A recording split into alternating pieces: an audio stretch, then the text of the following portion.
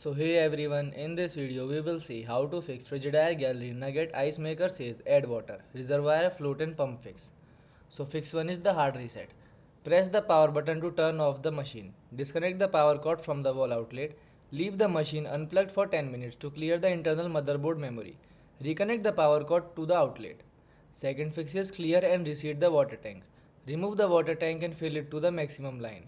Firmly press and twist the tank back down until arrow and O-ring are locked. Check the tank cap for a spring-loaded plunger. Ensure the plunger moves smoothly and release water freely. Address any mineral buildup if the plunger is stuck. Third fix is clean the internal water sensor. Remove the tank and empty any remaining water from the internal bottom basin. Locate the sensor inside the bottom basin and small metallic pins on a plastic float switch. Scrub the scale using a toothbrush or cloth dipped in pure white vinegar. Clean the area roughly with a dry paper towel. Fourth fix is run a deep descaling cycle. Prepare a mixture of 50% white vinegar and 50% water. Pour the mixture into the bottom basin up to the internal fill line. Activate clean mode by pressing and holding the clean button for 5 seconds until the light flashes. Allow the cleaning cycle to run for 15 minutes.